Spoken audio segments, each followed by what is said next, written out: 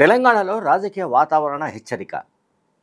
వచ్చే ఎన్నికల నాటికి అంటే ఇంకొక 3.5 ఏళ్లలో జరిగే ఎన్నికల నాటికి బీఆర్ఎస్ వర్కింగ్ ప్రెసిడెంట్ కేటీఆర్ ఇండియాలో ఉంటాడో లేకపోతే విదేశాలకు వెళ్ళిపోతాడో తెలియదు.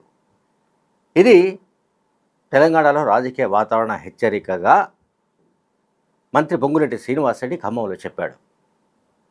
పొంగులేటి శ్రీనివాసరెడ్డితో బీఆర్ఎస్ వర్కింగ్ ప్రెసిడెంట్ కేటీఆర్ ఈ మధ్య గోక్కున్న సంగతి మనకు తెలుసు. పొంగులేటికి అట్లాగే పొంగులేటి శ్రీనివాసరెడ్డికి కేటీఆర్కు మధ్య డైలాగ్ వార్ నడుస్తోంది. పొంగులేటిని ఎట్టి పరిస్థితుల్లో ఈసారి పాలేరులో ఓడించి తీరుతామని ఓవైపు కేటీఆర్ శపథం చేస్తే, పాలేరులో గత ఎన్నికల్లో కేసీఆర్ 3 సార్లు వచ్చి ముక్కు నేలకు రాసినా ఆయన ఏమీ సాధించలేకపోయాడు. మీ నాన్నే ఏమీ సాధించలేకపోయాడు, నువ్వేం సాధించగలవు, నువ్వు ఒక బచ్చాగాడివి అంటూ ఆయన అటాక్ చేశాడు. ఎవరో మంత్రి పొంగులేటి. కేటీఆర్, ఒకవేళ నీకు దమ్ము ఉంటే జూబ్లీహిల్స్ ఎన్నికల్లో గెలిపించి చూపు, నీకు దమ్ముంటే జూబ్లీహిల్స్ ఎన్నికల్లో గెలిపించి నీ సత్తా ప్రదర్శించు. పాలేరుకు రావడానికి నీకు వీలు కాదు. పాలేరులో కనుక నువ్వు వచ్చి నిలబడితే నీపైన ఒక కాంగ్రెస్ పార్టీ కార్యకర్తను నిలబెట్టి నేను గెలిపించుకుంటాను, నిన్ను చిత్తుగా పాలేరులో ఓడిస్తానని కూడా ఆయన అన్నాడు. ఎవరు? పొంగులేటి శ్రీనివాసరెడ్డి. సో పాలేరులో ఎట్టి పరిస్థితుల్లో ఈసారి పొంగులేటిని ఓడించాలన్న సంకల్పాన్ని ఆ మేరకు కేటీఆర్ ఎప్పుడైతే అనౌన్స్ చేశాడో, ఉమ్మడి ఖమ్మం జిల్లాకు సంబంధించిన కార్యకర్తలతో మాట్లాడుతూ చెప్పాడో, దానిపైన మంత్రి పొంగులేటి శ్రీనివాసరెడ్డి చాలా సీరియస్ అయినట్టుగా కనిపిస్తుంది. తీవ్ర ఆగ్రహంతో ఆయన రగిలిపోతున్నట్టుగా ఆయన మాటల్ని బట్టి కూడా మనకు కనిపిస్తున్నాయి. ఈ కాంటెస్ట్లోనే ఆయన చెప్పింది ఏంటంటే, అసలు వచ్చే ఎన్నికల నాటికి అంటే 3.5 ఏళ్లలో జరిగే ఎన్నికల నాటికి అసలు నువ్వు ఇండియాలో ఉంటావో లేకుంటే విదేశాలకు జంప్ అవుతావో నాకైతే తెలియదన్నాడు ఆయన. అంటే పొంగులేటి శ్రీనివాసరెడ్డికైనా కాంగ్రెస్లో చాలామంది నాయకులకైనా ఉన్న అనుమానం ఏంటంటే, బీఆర్ఎస్ పార్టీ పూర్తిగా చతికిలబడిపోతోంది, ఇంటి పూరతో సతమతం అవుతోంది. బీఆర్ఎస్ పార్టీలో అంటే విత్ ద పార్టీలో కవిత ఎపిసోడ్ కావచ్చు, మరికొన్ని ఇష్యూస్ కావచ్చు, సామాజిక తెలంగాణ వంటి స్లోగన్కు సంబంధించిన సమస్యలు కావచ్చు, వీటన్నిటి నేపథ్యంలో ఆ పార్టీ చాలా ఇబ్బందులు ఉన్నమాట నిజం. అధికారం కోల్పోయిన వెంటనే బీఆర్ఎస్ పార్టీ అధినేత మాజీ ముఖ్యమంత్రి కేసీఆర్ పూర్తిగా ఫామ్ హౌస్కు పరిమితమైపోయిన విషయాన్ని మనం పదే చెప్పాల్సిన అవసరం లేదు. ఆయన ఎప్పుడైతే ఫామ్ హౌస్కే పరిమితమైపోయాడో, ఇక అక్కడి నుంచి పార్టీలో అంతర్గత విభేదాలు బయటకు రావడం, నాయకుల మధ్య ఉన్న ఏవైతే గొడవలు ఉన్నాయో అవి బయటకు రావడం, కేసీఆర్ కుటుంబ సభ్యుల మధ్యనే పచ్చగడ్డి వేస్తే భగ్గుమనే పరిస్థితి రావడం, ఇప్పటికీ ఆ పార్టీ తిరుగుబాటు నాయకురాలిగా అవతారం ఎత్తిన ఎమ్మెల్సీ కవితతో కనీస మాటల సంబంధాలు కూడా లేకపోవడం, తండ్రితో కానీ కొడుకుతో కానీ సోదరులతో కానీ కేటీఆర్తో కానీ కేసీఆర్తో కానీ కవితకు మాటలు లేవు, కవితతో వాళ్ళకెవరికి సంబంధాలు లేవు. సో ఇదొక కాంటెస్ట్. అంటే ఆ రకమైన పరిణామాలు బీఆర్ఎస్ పార్టీలో జరుగుతున్నాయి.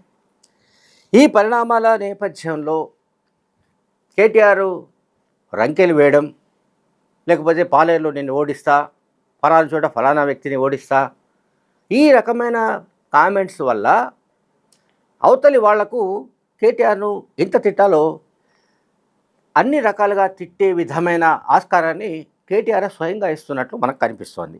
ఇప్పుడు పొంగులేటి శ్రీనివాసరెడ్డి ఎపిసోడ్లో కూడా మనం గమనిస్తే ఆయన ఏం చెప్పాడు? పొంగులేటి శ్రీనివాసరెడ్డి అంటే, కేసీఆర్ కుటుంబం అహంకారానికి ఒక ప్రతీక, అహంకారానికి గర్వానికి ఒక ప్రతీక. కేసీఆర్ కుటుంబం ఒక సింబల్. అటువంటి కుటుంబాన్ని ఈ పాలేరు కాన్స్టిట్యున్సీలో 2 సార్లు ప్రజలు చిత్తుగా ఓడించారు. 2 సార్లు ప్రజలు తిరస్కరించినా ఇంకా బుద్ధి రాలేదు, మళ్ళీ పాలేరులో నన్ను ఓడిస్తానని చెప్పి ఈ బచ్చాగాడు కామెంట్ చేయడం ఏమిటి అని ఆయన అన్నాడు. అందుకే నువ్వు సిరిసిల్లలో కాదు పాలేరుకు వచ్చి నిలబడు, నీ సంగతి ఏందో మేము చూస్తాం, మేము ఒక కాంగ్రెస్ కార్యకర్తను నిలబెట్టి నిన్ను ఓడించడానికి మేము ప్రయత్నిస్తాం, ఓడిస్తామని కూడా పొంగులేటి శ్రీనివాసరెడ్డి చెప్పాడు. అట్లాగే పాముకు మామూలుగా కూరల్లో మాత్రమే విషం ఉంటుంది, కానీ కేసీఆర్ కుటుంబ సభ్యుల్లో ప్రతి ఒక్కరికి నరాన మొత్తం ఒంటి నిండా నిలువెల్లా విషం ఉంటుందని కూడా ఆయన ఆరోపించాడు. ఆయన పెద్ద ఎత్తున అటాక్ చేస్తున్నాడు.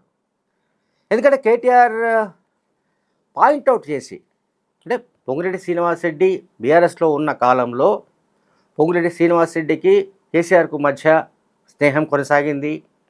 వాళ్ళిద్దరూ బాగా స్నేహితుల్లాగా కూడా మెలిగారు, మనందరికీ తెలుసు, ఆ దృశ్యాలు కూడా చూశాం. అదే విషయాన్ని రాజ్యసభ సభ్యుడు వద్దిరాజు రవిచంద్ర కూడా ప్రస్తావించాడు.